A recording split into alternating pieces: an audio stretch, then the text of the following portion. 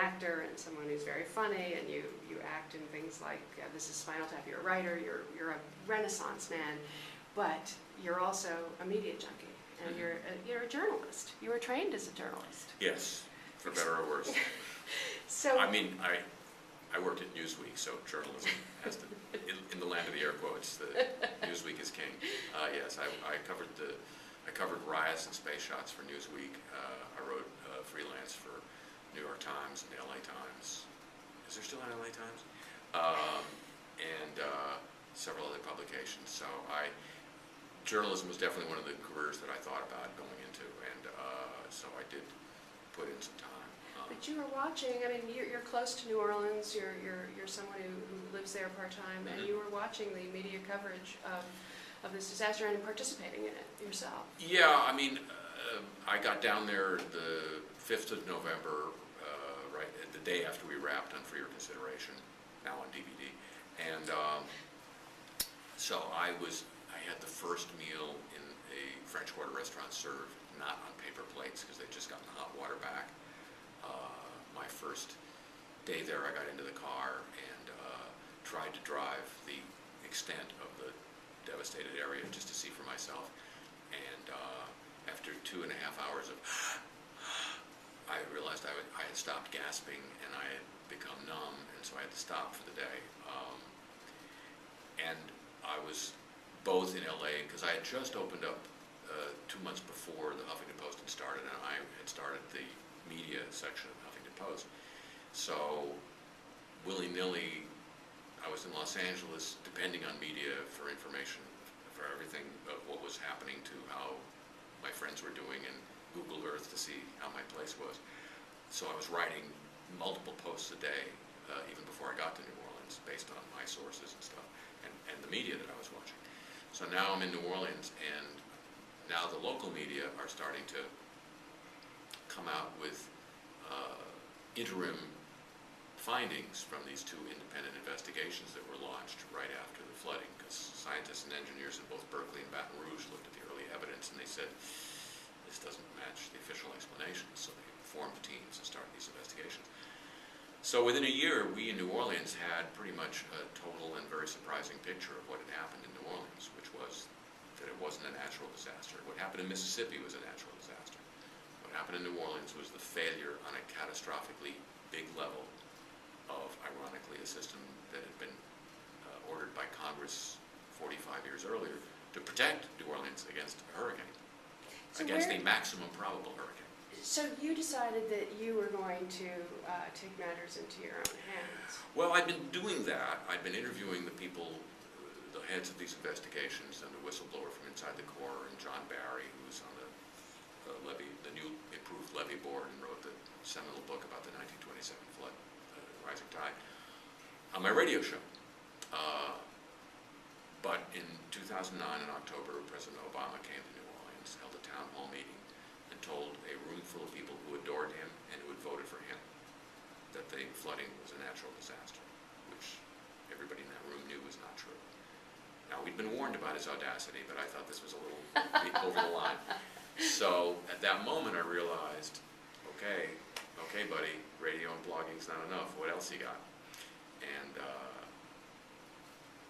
one would have had to have been blind to the preceding 10 years of U.S. cinema history to not notice that independently made documentaries were coming in and filling the information void in a lot of cases. And so I decided that's for me. But where was the real media, too? I mean, what story were they telling? Well, they were retelling the old story. They had very early on decided what the story was. I think this is a familiar pattern now. Editors and producers in New York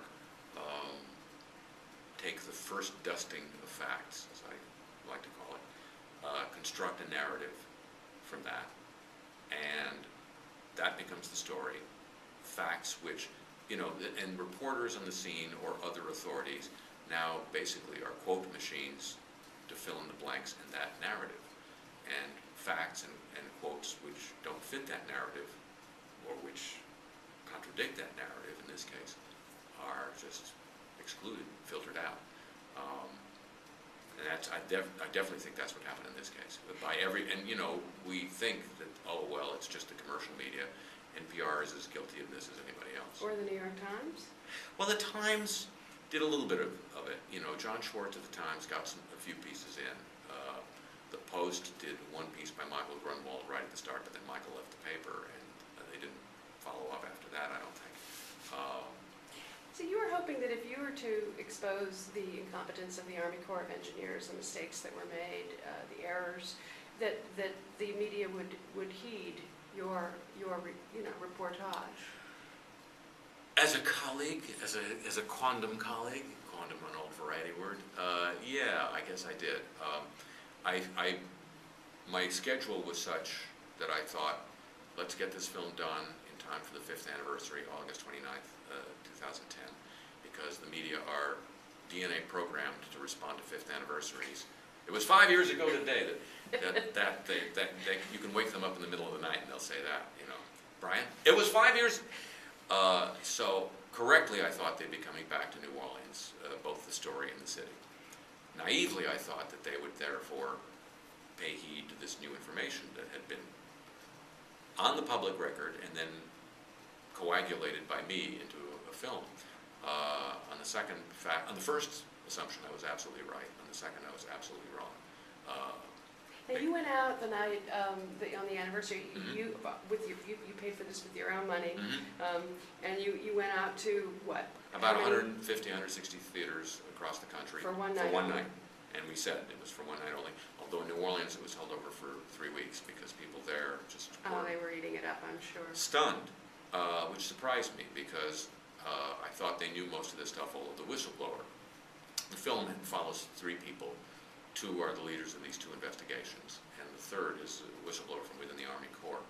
And her story had not really been covered by the New Orleans media for reasons I'm not sure about.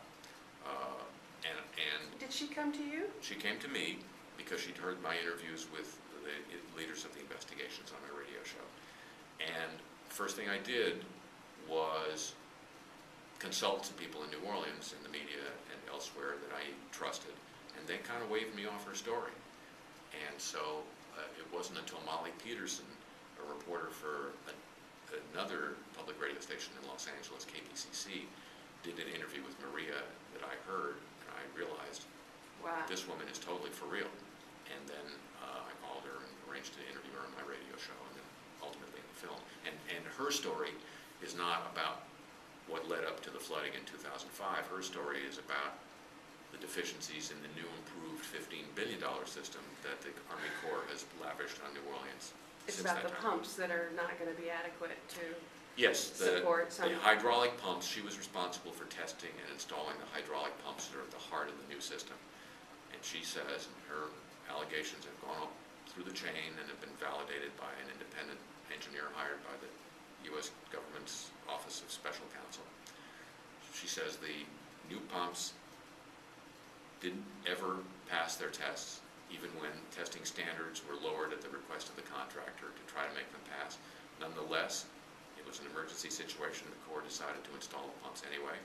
And Maria says, as installed, and the Corps is very well aware of this, they keep failing. They will not work in a real-life hurricane situation. And in the cases of Gustav and Ike, the 2 hurricanes most recent that the Corps cites as evidence that the pumps work, Maria points out that the pumps they're talking about are direct drive pumps, a different system of pumps, which are supplementary to the hydraulic pumps. And she says the hydraulic pumps were never run at full rate during Gustav and Ike because they couldn't be, and they can't be. So you're also pointing out... Did you say oy vey? I grew up in New York. Ah.